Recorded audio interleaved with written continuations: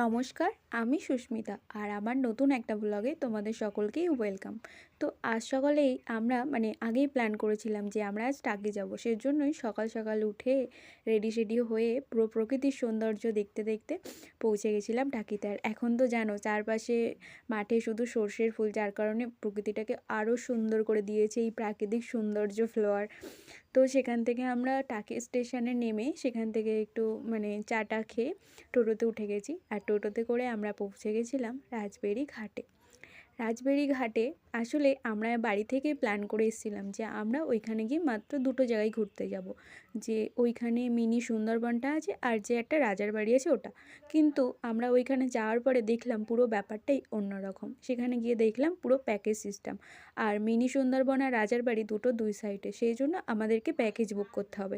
এইবার প্যাকেজের মধ্যে তোমার এক একটা লাইন আছে, 4টে করে জায়গা আছে, তো তোমার পার পার্সন ভাড়া পড়বে 300 করে, 300 350। কিন্তু আমরা চেয়েছিলাম যে যখন এসছি তাহলে পুরো জায়গাটা ভিজিট করি, তারপর আমরা পুরো প্যাকেজটাই বুক করলাম। কিন্তু এখানে পুরো প্যাকেজের মূল্য হচ্ছে 1000 টাকা, সেখানে তোমাকে বার্গেনিং করে কমিয়ে নিতে হবে। আর সত্যি কথা বলতে টোটোয় উঠে প্রকৃতির সৌন্দর্য দেখতে দেখতে তোমাকে প্রত্যেকটা জায়গা ঘোরাবে, চারপাশেই নদী, তারপরে পাশেই আবার বাংলাদেশের বর্ডার। আর সত্যি কথা বলতে জায়গাটা এত সুন্দর তোমাদেরকে বলে বোঝাতে পারবো না। যারা গেছো তারা তো জানবেই, আর যারা যাওনি তারা অবশ্যই একবার ভিজিট করে আসতে পারো। একদিনের জন্য একদিনে ঘোরার জন্য খুবই সুন্দর জায়গা। আর সত্যি কথা বলতে আমরা যখন এই সুন্দরবনটার মধ্যে ঢুকছিলাম, মিনি সুন্দরবন, প্রথমে ঢুকে তো খুব মজা লাগছিলো, ভাবছিলাম কত সুন্দর একটা জায়গাতে চলে এসেছি।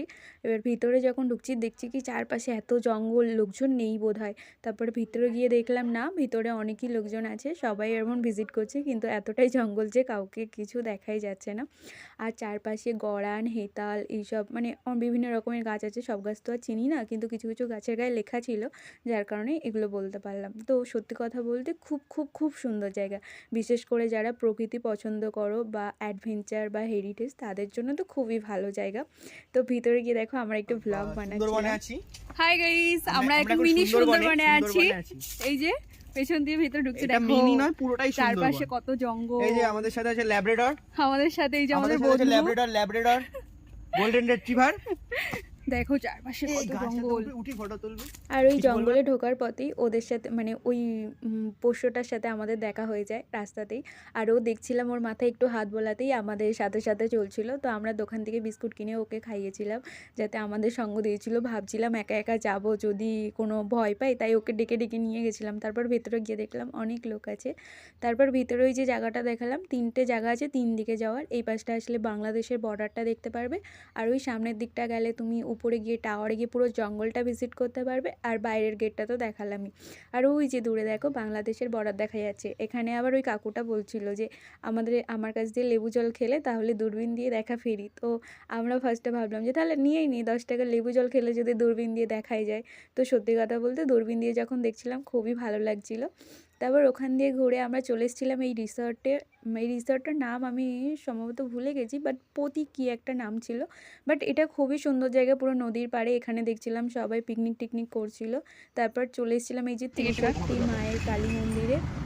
সেখানে দেখছিলাম 3টে মায়ের শক্তি দিয়ে মন্দিরটা স্থাপিত, ওখানে আমার প্রিয় মহাদেবও ছিলেন। আর এখানে তারপরে চলে এসেছিলাম পূবের রাজবাড়ি।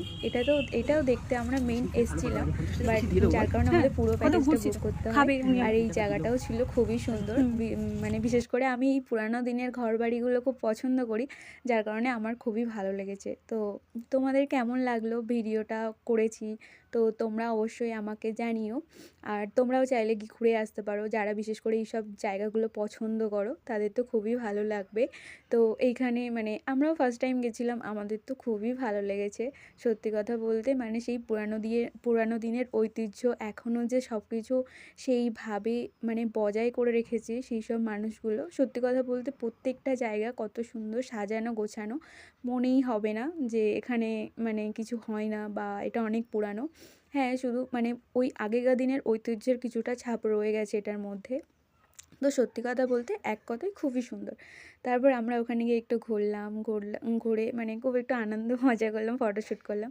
তারপর এটা হলো ওই টাকির মানে পৌরসভার ক্যান্টিন। এখান থেকে তুমি খাওয়া-দাওয়া করতে পারবে। তো আমরা ওখান থেকেই খাওয়া-দাওয়া করে তারপরে এই নদীর পাড়ে একটু বসে কিছুটা সময় কাটিয়ে তারপর সন্ধে হওয়ার আগেই আমরা বেরিয়ে পড়েছিলাম, যেহেতু আমাদেরকে বাড়ি ফিরতে হবে। তো আজকের মতো টাটা। আমাদের ভিডিও ভালো লাগলে অবশ্যই লাইক